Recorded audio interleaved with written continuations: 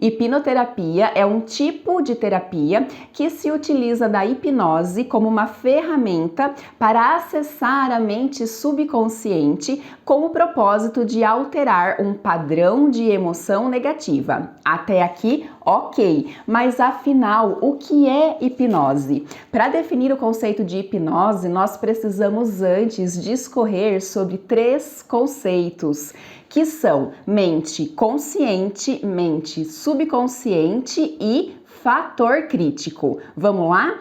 Mente consciente corresponde a apenas 5% de toda a nossa capacidade mental. É a fração da nossa mente que pensa, responsável pela nossa parte lógica, racional, cognitiva, analítica, é aquela mente que pensa, analisa, pondera, classifica, justifica. Então ela faz a gente pensar assim: ah, isso é certo, isso é errado, isso é bom e isso é ruim, isso é para mim e isso aí não é para mim. Eu me comporto desta maneira porque tal coisa. Eu devo fazer isso, senão tal coisa. E a mente consciente é responsável também pela nossa força de vontade, que é aquele esforço consciente que nós precisamos empregar para sair da zona de conforto, para aprender algo diferente, para incorporar algo na nossa rotina que ainda não é um hábito. Depois eu volto para falar melhor sobre a tal força de vontade.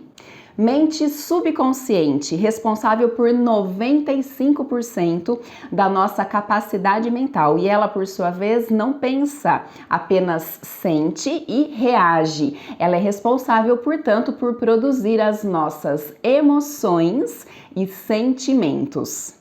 Alguns autores diferem essa tal mente subconsciente que produz emoções e sentimentos da mente inconsciente, ou excluindo uma da outra, ou englobando todas como sendo uma coisa só. Só para esclarecer, além da mente que produz emoções e sentimentos, nós temos a tal mente primitiva, que é comum a todos os animais. Ela é responsável pelo nosso sistema autônomo, que faz, por exemplo, o nosso coração bater, os pulmões encherem e esvaziarem de ar, o nosso sangue circular. Então a mente primitiva ou a mente inconsciente, como alguns autores separam, ela diz respeito à fração da nossa mente que é comum a todos os animais. O que é que nos diferencia, por exemplo, de uma zebra lá no safari? Imagina se essa zebra é perseguida por uma leoa e ela foge e consegue escapar. Assim que ela percebe que ela está fora de perigo, a zebra simplesmente segue a vida dela como se nada tivesse acontecido. Ela não fica traumatizada porque ela foi perseguida pela leoa. Ela não fica pensando, nossa, por que comigo e não com a minha prima, com a minha irmã? Então essa capacidade de percepção, de desenvolver padrões de emoções e sentimentos acerca do que nos ocorre é algo característico da mente humana. Então alguns autores dizem que a mente inconsciente, ela diz respeito a essa mente primitiva, responsável pelo sistema autônomo, pelos comportamentos de sobrevivência, de luta e fuga, e o subconsciente como sendo essa característica exclusiva dos seres humanos que produz emoções e sentimentos. Aqui, só para tornar padrão isso, nós vamos usar o termo subconsciente como sendo o que sobra da fração da nossa mente que racionaliza. Alguns autores também optam por dizer mente consciente e mente não consciente, como uma forma de englobar esses demais conceitos. Nós vivemos situações diversas ao longo da nossa vida e a partir das coisas que nós experienciamos, nós desenvolvemos a nossa percepção, ou seja, a nossa maneira de perceber as coisas acontecendo à nossa volta. E essa maneira de perceber as coisas, ou esse padrão de percepção, é baixado na mente subconsciente como um programa. E uma vez que é feito o download deste padrão de percepção, nós temos temos a tendência de reproduzir este mesmo padrão de emoção e sentimento ao longo das nossas vidas. Então, alguns exemplos de padrão de emoção negativa ou padrões de percepção. Eu me sinto revoltado, angustiado, agoniado, insuficiente, incapaz, impotente, sinto raiva, sinto medo, sinto culpa e por aí vai. E a mente subconsciente também é responsável pelos nossos hábitos. Lembra que eu falei que eu ia falar melhor sobre força de vontade? Pois bem, força de vontade é aquele esforço consciente que nós empregamos para realizar algo que ainda não é corriqueiro, que ainda não é habitual. Então, toda vez que eu estou empregando força de vontade para aprender algo novo, até 20% da glicose disponível no organismo é dispensada para este processo mental. E hábito, por sua vez, é aquilo que fazemos com tanta facilidade há tanto tempo que nós não precisamos mais dispensar glicose para este processo mental. Nós gastamos apenas uma energia mecânica. Para facilitar a compreensão disso, quando nós estávamos aprendendo a dar laço no nosso sapato, a calçar o tênis e amarrar, nós não sabíamos ao certo como fazer esse movimento. Então, aprender isso fazia com que o nosso corpo gastasse glicose, gastasse energia com o processo mental, com o processo de aprendizagem, além de gastar energia com o esforço mecânico. Hoje, quando adultos, ao dar o laço no tênis, nós não gastamos energia no processo mental, somente a energia mecânica. O mesmo acontece quando estamos aprendendo a dirigir. Até cansa, é até exaustivo, porque ficar pensando em todos aqueles movimentos de embreagem, de freio, de acelerador, de direção, tudo isso exige muita energia no processo mental. Quando se torna hábito, nós não gastamos energia mental para dirigir, somente esta energia mecânica. E o tal do fator crítico? O fator crítico é um filtro da mente consciente que atua selecionando quais sugestões externas vão entrar na mente subconsciente e quais serão rejeitadas. Quando o fator crítico recebe uma sugestão externa incompatível com a programação que existe lá na mente subconsciente, ele automaticamente a rejeita. E quando o fator crítico analisa uma sugestão externa e considera que ela é compatível com a programação que existe no subconsciente, ele permite que essa sugestão entre no subconsciente. Exemplo para facilitar. Imagine que você é uma criança que, por várias razões, de acordo com a sua criação lá com o pai e mãe, na sua percepção, na sua maneira de perceber as coisas, entendeu que tudo que você faz é errado, que você não é bom o suficiente e por aí vai. Se você tem essa programação a nível subconsciente, eu não sou bom o suficiente, e eu chegar para você e elogiar algo que você fez, nossa, que trabalho bem feito. Por mais que conscientemente você deseje esta sugestão, porque ela é uma sugestão aceitável, o filtro analisa e fala, não vai entrar, porque aqui dentro, no meu subconsciente, diz que eu sou um fracasso, que nada do que eu faço é bom. Portanto, o fator crítico rejeita essa sugestão. É por isso que muitas vezes nós não conseguimos nos sentir da maneira como as pessoas nos veem. Quantas pessoas, ao serem elogiadas, nossa, como você é bonita, nossa, como você é interessante, a pessoa não consegue se sentir de acordo com aquele elogio, porque isso diverge da programação que ela traz a nível inconsciente. Por outro lado, vamos supor que você é essa mesma criança que traz essa programação a nível subconsciente, do seu jeitinho de perceber as coisas que você viveu lá atrás, e eu vejo você fazendo algo e digo assim, nossa, não sei não, hein? Esse seu trabalho aí não ficou muito bom. Então o fator crítico recebe essa sugestão externa e ela é compatível com a programação que existe lá no subconsciente. E dessa forma ele permite que essa sugestão externa entre e desta forma ela reforce ainda mais esta programação, este padrão de percepção que já existe lá na mente subconsciente.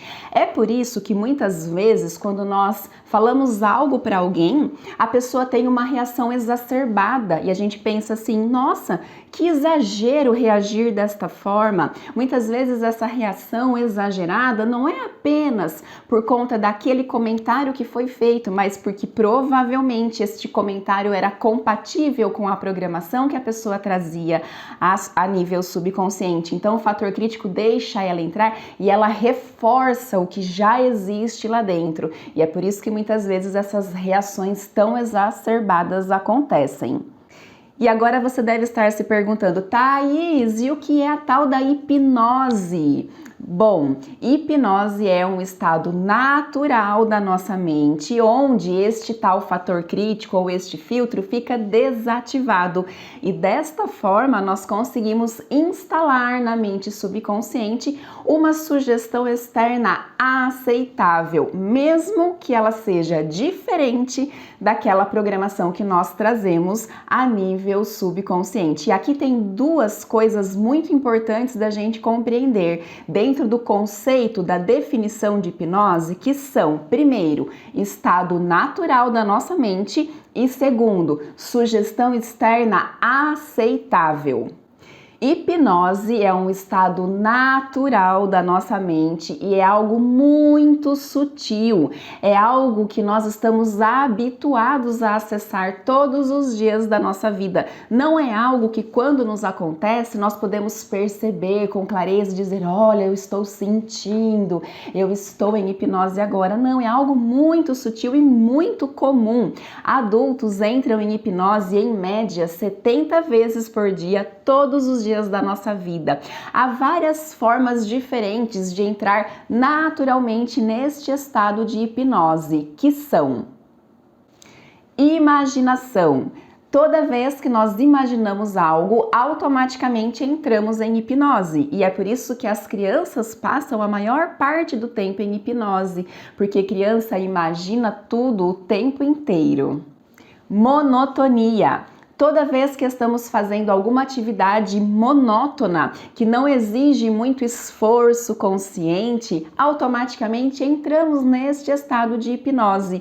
Quando estamos, por exemplo, lavando a louça, tomando banho, até mesmo dirigindo. E aqui existe algo interessante que é o seguinte, quando estamos em hipnose, temos a tendência de distorcer a percepção do tempo, para mais ou para menos. E é por isso que muitas vezes ao viajarmos, temos a sensação de que a viagem de volta durou mais ou menos tempo do que a viagem de ida, mesmo que cada um destes trechos tenham durado exatamente o mesmo tempo. Por que que isso ocorre? Porque durante a ida para esta viagem estamos cheios de expectativas e essa expectativa não nos deixa cair em monotonia. Já na volta não existe essa expectativa. Expectativa para quê? Para voltar para casa e retomar a rotina? Então é mais fácil tornar monótona a viagem de volta e essa monotonia nos coloca no estado de transe que por sua vez distorce a nossa percepção do tempo.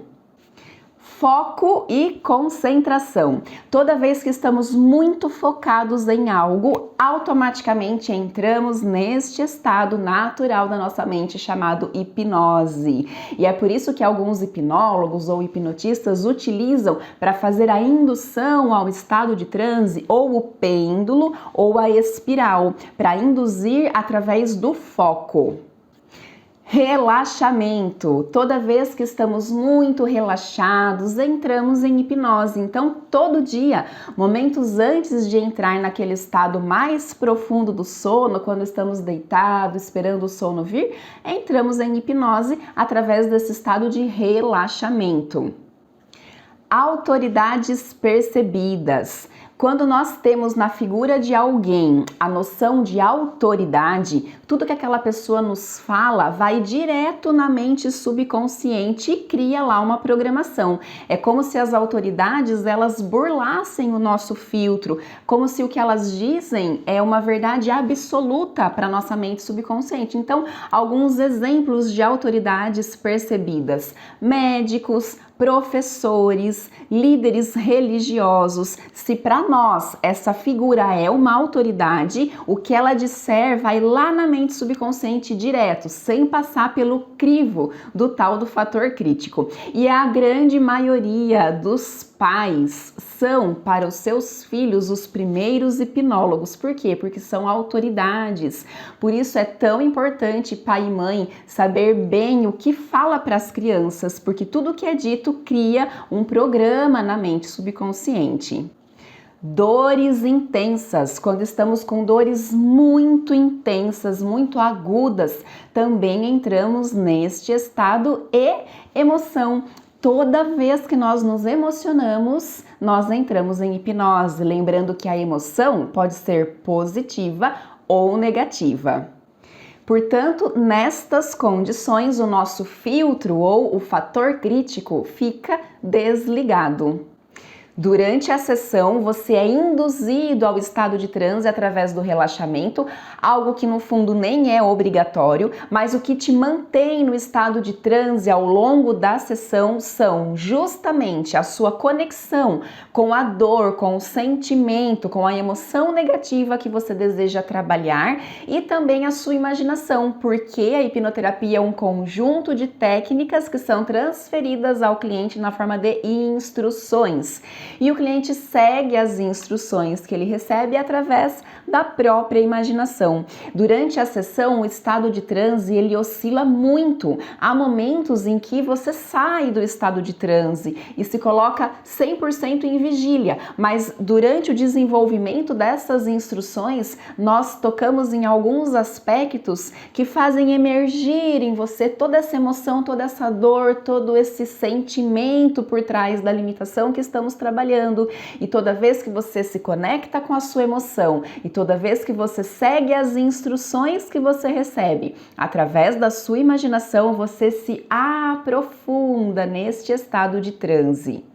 Bom, eu falei que haviam dois conceitos muito importantes dentro da definição de hipnose. O primeiro já expliquei, que é um estado natural da nossa mente. Falta explicar o segundo, que é sugestão externa aceitável. Mas antes, vamos revisar o conceito de hipnose? Hipnose é um estado natural da nossa mente, onde nós burlamos ou desativamos o fator crítico para assim instalar no subconsciente uma sugestão externa aceitável. E é muito importante discorrer sobre este aspecto da sugestão externa ser aceitável para já responder a principal dúvida acerca da hipnose, que é: Thaís, se eu estiver em hipnose, eu vou ficar inconsciente, eu vou perder o controle do que eu estou fazendo, eu vou ficar subjugado.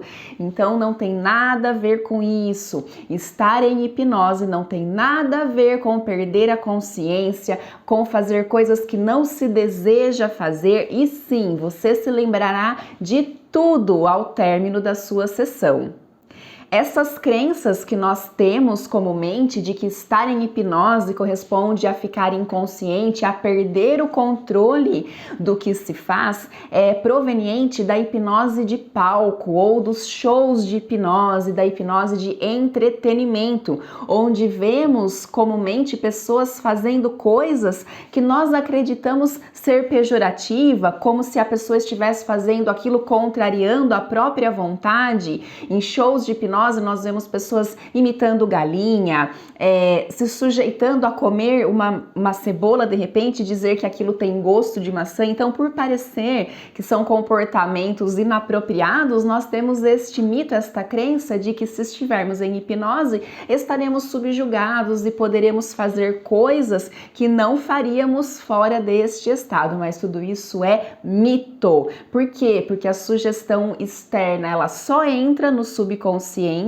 se ela for aceitável para a mente consciente. Do contrário, essa sugestão externa, ela não chega nem no fator crítico, não precisa nem do fator crítico filtrar, selecionar se ela vai ou não entrar. A própria mente consciente, ainda que em hipnose, rejeita. O que ocorre é que a mente consciente, lembra que o fator crítico é um filtro da mente consciente, o consciente consciente, ele é relativo. O subconsciente não, ele é absoluto, mas a mente consciente, ela relativiza as coisas. Então, a sugestão externa ser ou não aceitável é relativo. Em um ambiente de entretenimento, aquelas sugestões de imitar uma galinha e sei lá mais o que, sim, elas foram aceitas conscientemente pela pessoa que se sujeitou àquilo. A partir desse sinal verde, desta aceitação pela mente consciente, todo o restante é o poder da mente em ação. Porém, se eu trouxer você aqui para o consultório para fazer uma sessão de terapia, para tratar ou depressão ou ansiedade, se eu induzi-lo neste estado de transe e falar para você agora imite uma galinha, mesmo em hipnose, conscientemente essa sugestão não vai ser aceitável, porque nas condições clínicas ela não procede. Então você vai dizer: não foi para isso que eu vim aqui. O que acontece muito na hipnose de palco, nos shows de hipnose, é que quem se sujeita a participar da brincadeira põe na balança o que é mais importante para essa pessoa: se sujeitar a aceitar aquela brincadeira ou não fazer o que a plateia espera que ela faça. Na hora de relativizar, se o que pesar mais for a necessidade de agradar, esta condição que é totalmente relativa faz com que a pessoa aceite participar daquela brincadeira. Mas no ambiente clínico a coisa é bem diferente. Portanto, quando estamos em hipnose durante uma sessão de terapia, nós não ficamos inconsciente em momento algum. Nós não perdemos o controle do que estamos fazendo e sim, nós lembramos de tudo que ocorre ao término da sessão. E eu não tenho este poder de obrigar você a fazer nada do que você não queira. Se eu tivesse, provavelmente eu não estaria aqui gravando esse vídeo, eu estaria em qualquer outro lugar fazendo alguma outra coisa. Toda hipnose é, na verdade, uma auto-hipnose. Não sou eu que te hipnotizo, é você mesmo que, aceitando as instruções que eu transfiro através da sua imaginação, você segue essas instruções e você se coloca em hipnose. Não se trata de um poder, de um magnetismo por parte do profissional que toca em você e coloca você neste estado, de forma alguma. É você que se autocoloca neste estado, seguindo as instruções de maneira colaborativa, ativa e participativa. É por isso que você está assistindo todos estes vídeos antes de se submeter à terapia, para compreender o seu papel de protagonista.